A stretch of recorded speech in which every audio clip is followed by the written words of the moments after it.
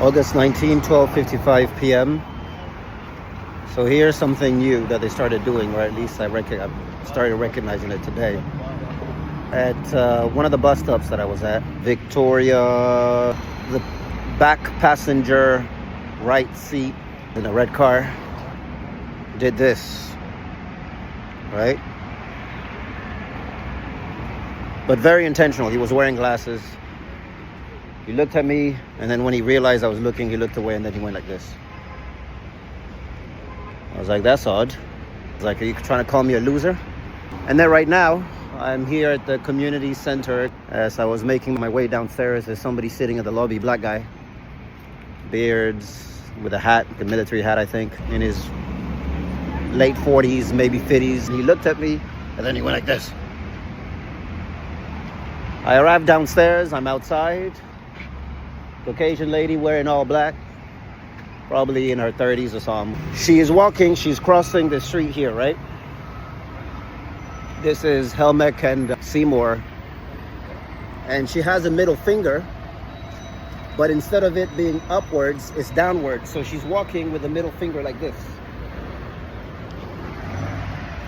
This is an example of associating symbols with meanings. So now, when I see this, what they're trying to tell me is we're actually doing an FU sign. Do you get it?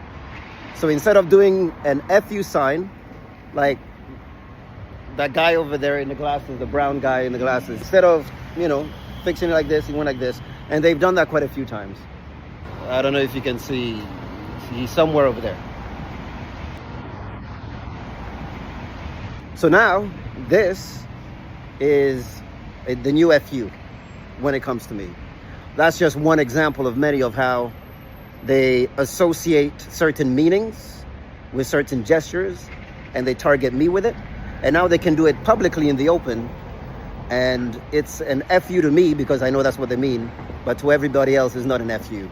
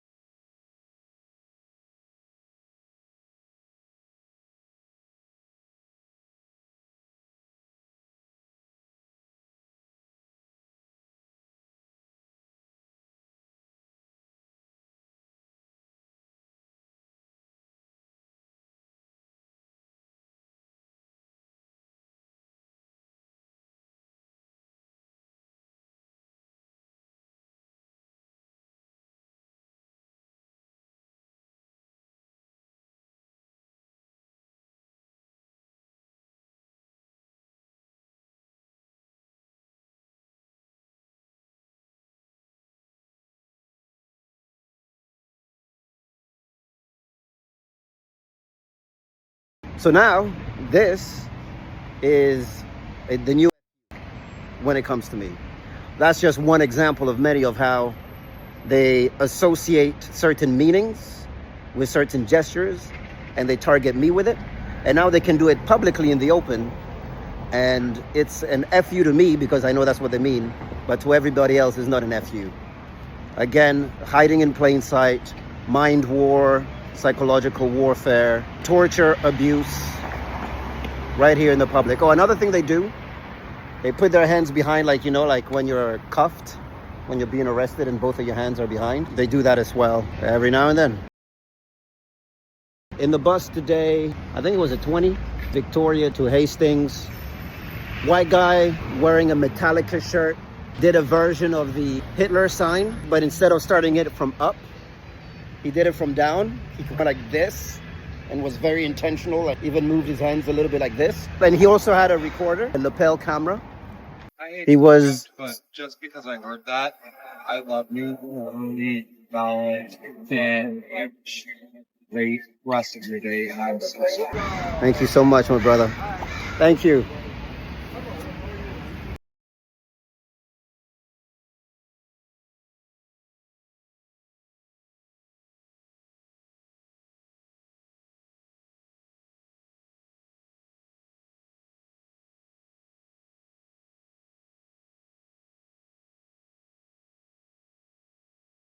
That was very lovely of this gentleman.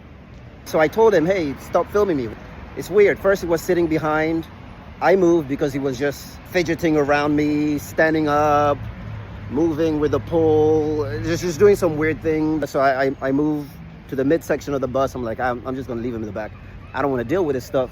And then he moves in front of me. He also goes to the middle of the bus, to the same side of the bus, but in front of me. And he takes out a lapel, which he has here, and he presses a button, so he starts filming, and you see the red light. And he points it towards me as he's looking, and he has one of those mocking, smiling expressions. You know, these are mocking spirits, right? They're not only monitoring spirits, but they're also mocking spirits. They remind me of the hyenas in The Lion King, when they get Simba, when he's a child, cornered, and how they're laughing and they're so excited and their tongues are all over the place. They're delirious. That's how these stalkers are. Even when they're not smiling, that's just their spirit. It's like, I'm gonna feast on you, right? I tell the gentleman, I'm like, hey, don't record me. And he acknowledges that he was recording. He's like, okay, he does this. And then I say, and don't do the Nazi sign that you did behind. At that point, he raising his voice, saying that he's from Guyana. I'm like, shh, just don't. And at that point, an indigenous lady behind me with one of those nose chain, actually, she shouts out, nobody should be racist because this is native land anyways. This tends to be the thing that the indigenous people who are part of the gang stalking would say during when a Caucasian person is racist towards me. Let's wait.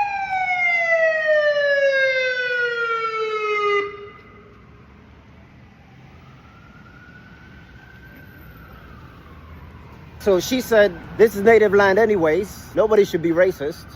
This would be like the second time or third time that the third time an indigenous person undermines me when I call out somebody for being racist, right? An indigenous person will be there to undermine me, undermined by black men. Yeah, we're in indigenous lands anyway, so who are you to claim racism? Guy with a black hat. I couldn't find him since I moved out. And a skateboard. What does it say underneath your skateboard? What do you have written over there? What does that say? Why do you have that written there? Hey, be careful, you're in front of a child, man. Why do you have that written there? All right, what's your name? What do you want? what do you have? Interview, please, here? Excuse me. All right, FYI, everybody, this guy has written the N-word on his weird looking like skateboard. But it's just the A, it's not the hard ER. Right. I say all the time. Today's modern day age. Dude. It's I'm a not First Nation with white not like- skin, man. Yeah. You know what I mean? That's like a, I'm a First Nation man with white skin, and this black guy wants to get offended by a word. Give it a Hell break and yeah. get off in society, man. It's This modern is like day, dude. another I'm First Nation Holocaust. white guy, and I'm born treaty status here. This is our land. Think about it, dude. Record me as much as you want. You see the bird? Birdie! Birdie! Grow up at 16 like that, man. Get all that racist crap in your head already. People are not racist, all you see it's just a word.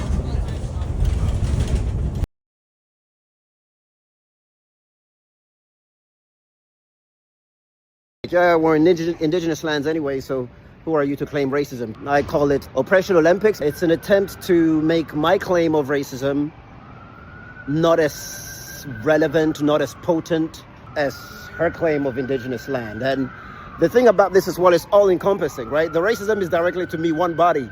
But then when she talks about this is native land anyway, it's like it's all-encompassing. It's lateral violence. It's manipulation. It's deception. It's an attempt to silence me.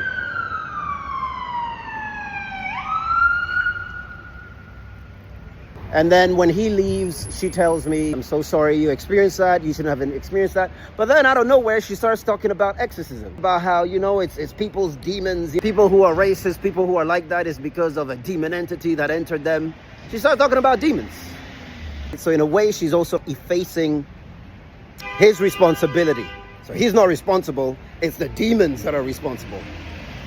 And then she starts talking about how people need exorcism.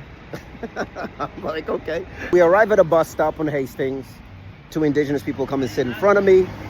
And this other indigenous guy outside, he puts his hand through the windows and gives a fist bump to the indigenous guy inside.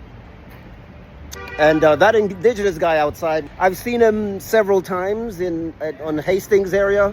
He's always there. He has like long hair. He covers his face with his long hair. He's part of the gang stalking crew.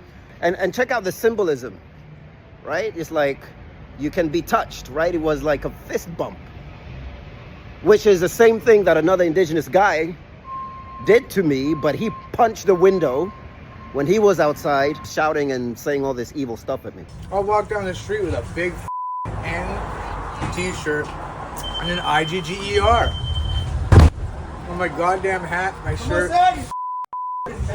You're a man, hey? Come on, man. I said man, not man. Oh, you hit the hard ER on him. Boom! How did that feel?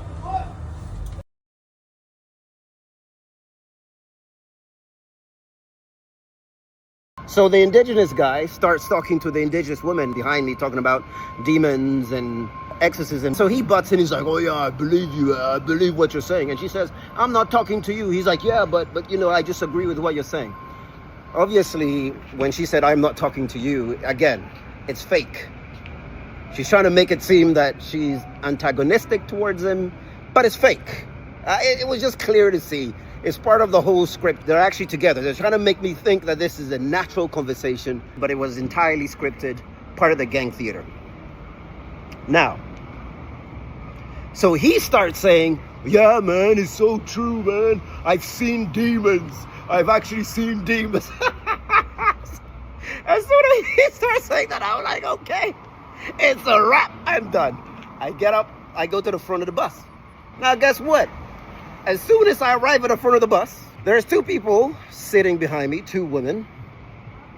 One Caucasian, one maybe, I don't know, indigenous-y. So the one who is indigenous-y looks to the Caucasian woman who's sitting next to her and says, I've booked an exorcism at the church. And the white lady's like, yeah. And she's like, but a mini exorcism at the church. So I started laughing because it was just so ridiculous. And then I got out of the bus at the location where I was going.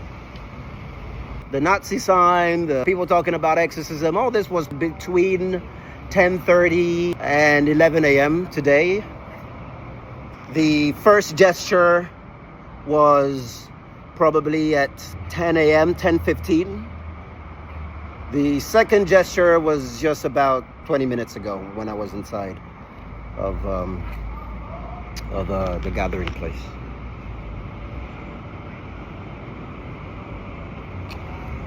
Incidents happened yesterday,